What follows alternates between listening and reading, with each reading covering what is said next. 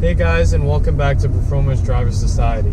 So today I'm making this video for anyone out there who's getting close to buying their first manual car. Good job, it's a great decision. But here are going to be 5 things that I hate about daily driving my manual car.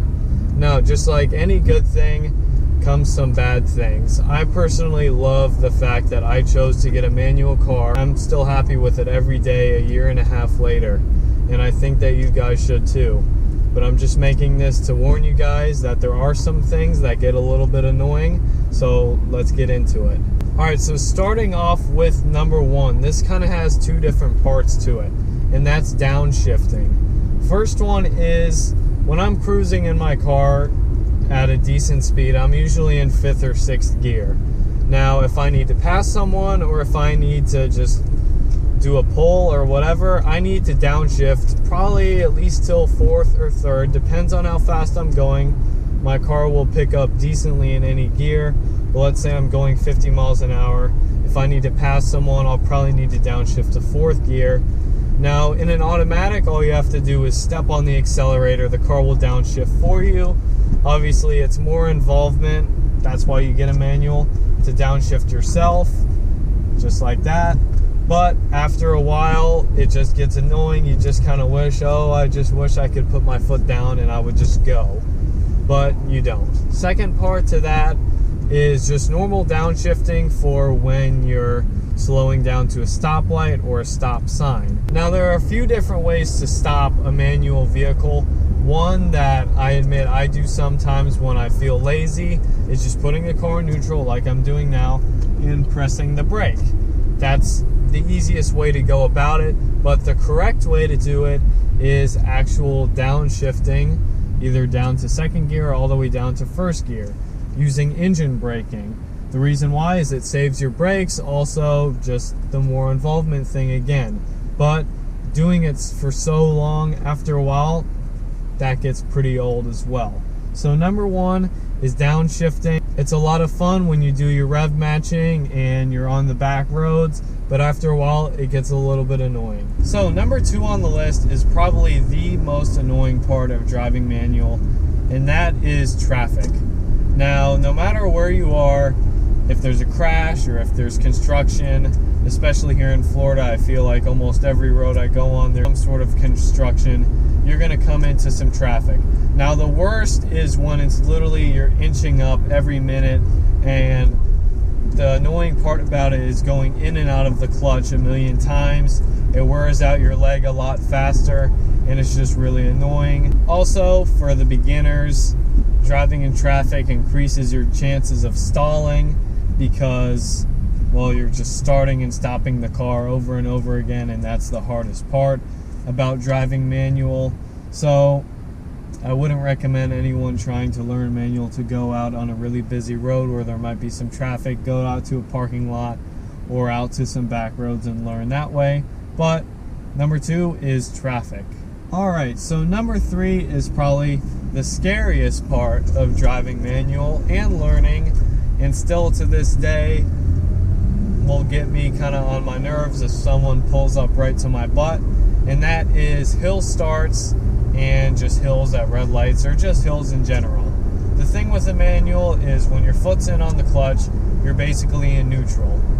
And when you let your foot off the brake, you have to engage the clutch, and that doesn't happen immediately. So even the best drivers out there with manual are gonna roll back a little bit when they're on a hill.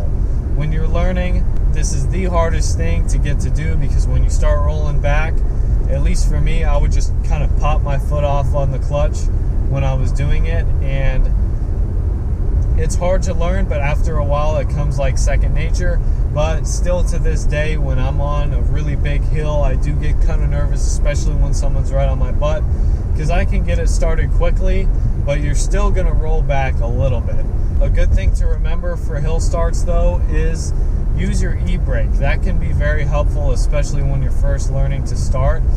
Let your foot off the brake, put your e-brake up, and then when you feel the car starting to catch, let your e-brake down, so you won't roll back at all. I don't use that, but if you're getting to know your manual car, I definitely recommend that. Hill starts can be very nerve-wracking, and and that's definitely something I hate about daily driving a manual. Alright, so next on the list is shifting at low RPMs. Now, what do I mean by that? One thing that's great about having a manual car is you can actually drive it very fuel efficiently, even depending on how much horsepower you have. I have a Camaro. It's said to not get that great gas mileage, but I can personally get good gas mileage if I shift at low RPMs. The thing that I hate about shifting at low RPMs, though, is especially with heavier cars, when you shift at low RPMs, the car is very sluggish, and it's much more jerky, and it's much harder to get it smooth when you're shifting at low RPMs. I find this when I try to shift below 2,000 RPMs, the car it makes some weird noises. Like, it doesn't want to do that at all. I still do it sometimes. Most of the time I try to shift between 2,000 and 4,000 RPMs just to be somewhat fuel efficient. I mean, still today I have 20 miles per gallon on average. That's one of the reasons why I got a V6, other than the fact that I couldn't afford the insurance on a V8, is that this car is much more fuel efficient. So you can make it more fuel efficient by driving manual, but it gets very annoying after a while when you're just shifting at a really low RPM to try to save gas and your car's just kind of slugging along and it's not picking up at all. So I'll show you guys what I mean right here. Just doing a U-turn. Alright, I'm trying to be fuel efficient. 2,000 RPMs shift. I'm more used to it, so it probably didn't seem like much, but I just hate how sluggish the car feels when you're shifting at low RPMs. Like, you're trying to do a good thing, but it just pisses you off at the same time. It might not piss you guys off as much, but that is one thing that I've gotten to hate daily driving a manual car.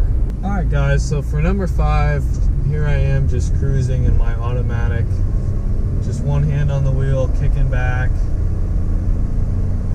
Oh wait. Yep, that's number 5. The 5th thing I hate about daily driving a manual is that you always have to use 2 hands. Now this, again, is a good thing and a bad thing, because using both your hands is going to keep you involved in the driving experience more. But sometimes, you know, I got a Camaro. I'm supposed to be cool, just kind of kicking back, have my hand up on the window like this. But when it comes time to shift, I got to use both hands. It's not that big of a deal. Summer days when I'm cruising to the beach and I just want to cruise up like this, or whatever, take a phone call even though I have the Bluetooth. So it just gets a little bit old after a while having to use both your hands the whole time. The correct way to drive is to have both hands on the steering wheel, but we all know we don't do that all the time, except for if you drive a manual and you have to have one hand on the gear shifter, at least when you're starting.